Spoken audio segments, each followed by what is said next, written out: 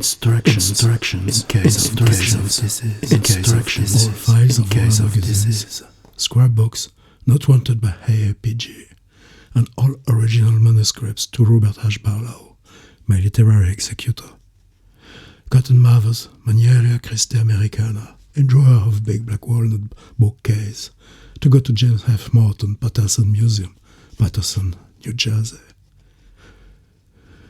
Books of general English literature after preceding choices, poetry essays, 18th century memoirs, to be chosen by Reinhard Kleiner. After the preceding first choice of all book pictures, curious, and other articles to had by Robert Barlow. Second choice to be had by Clark Ashton Smith. Toutes mes piles de magazines de fiction, les carnets, est-ce que ne voudra pas Henry Gamwell et tous les manuscrits originaux à Robert Barlow, mon exécuteur testamentaire. Le livre de Cotton Mather's, Manieria Christi Americana, dans le tiroir, dans la boîte noire, pour James Morton, au musée Patterson, dans le New Jersey. Toutes les publications reliées au journalisme amateur à Edwin Hadley Smith, Washington. Ma pile de l'almanach du fermier à Paul Cook, Missouri Avenue, St. Louis. Tous mes livres de littérature anglaise, une fois enlevé les précédents. Poésie, essais, mémoire du XVIIIe siècle. À choisir d'abord par Reinhard Kleiner, Harmon Street, Brooklyn, New York. Carnet. 1937. 1er janvier. Levé à 7h du matin, écrit des lettres. 9h, fièvre. 13h, écrit. Sorti marché. Dîner à la maison, lu. Appel de Miss Bonner, discussion. Écrit des lettres, lu. Couché à minuit et demi. 2 janvier. Levé à 8h du matin, écrit des lettres, lu les journaux. Il pleut. Descendu en ville, au cinéma, vu Winterset, très bien. Discuté avec ma tante. Manger à la maison. Appel de Miss French, discussion. Écrit. Couché à minuit et demi. Trouble digestif. Levé à 4h du matin. Écrit. Recouché à 8h du matin. 6 janvier. Symptômes de grippe énorme. 10 janvier. Douleur continue. 14 janvier. Détresse dans le ventre. 17 janvier. Augmentation des troubles digestifs. 24 janvier. Troubles digestifs encore pire. 26 janvier. Impossible de se reposer. 27 janvier. Mauvaise santé. Obligé de se coucher tout le temps. J'ai révisé Rimmel, une histoire. 28 janvier. Fini de réviser Rimmel. 13 février.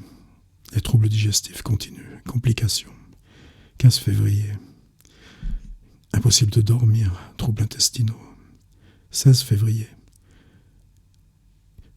Examen par le docteur Dustin. Une ordonnance. 17 février.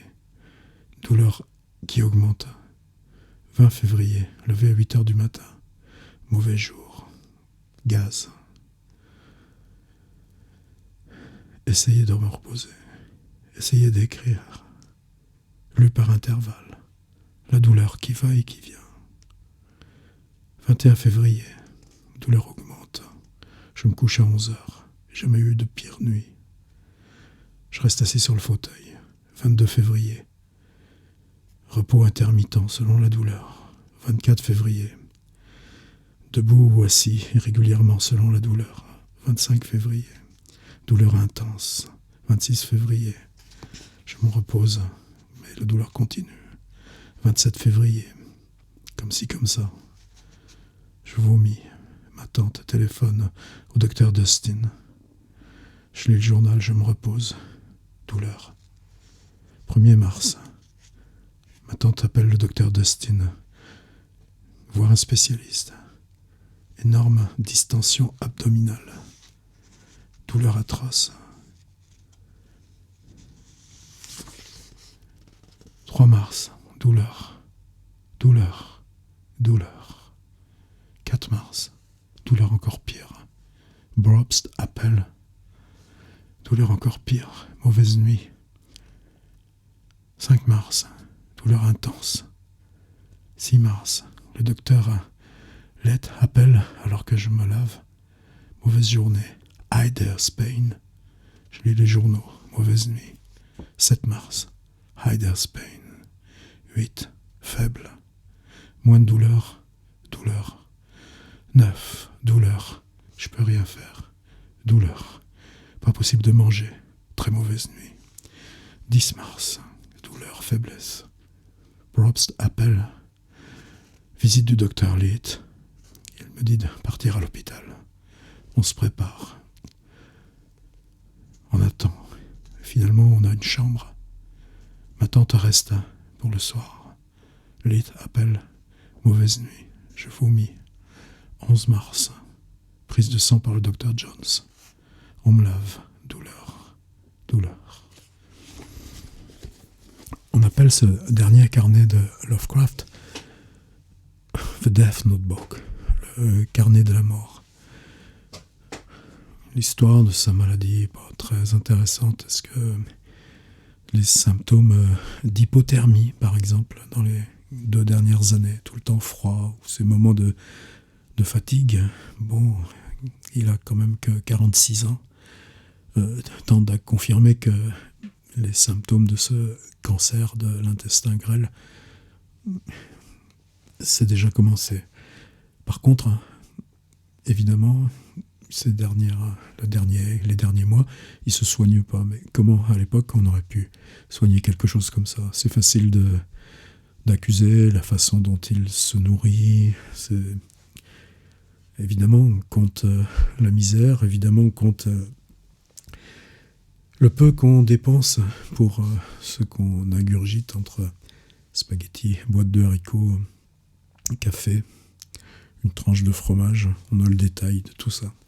On a là pour Franz Kafka, on a pour Marcel Proust des traces équivalentes. C'est-à-dire des gens qui ont écrit toute leur vie et qui, même dans le moment comme ça du grand avalement, vous avez vu, Lovecraft a rédigé un testament, et qu'est-ce qu'il met dans son testament? Tout ce qu'il a à mettre, c'est les livres, les carnets, les manuscrits, les lettres. Encore les lettres, on ne sait pas trop ce qu'elles vont.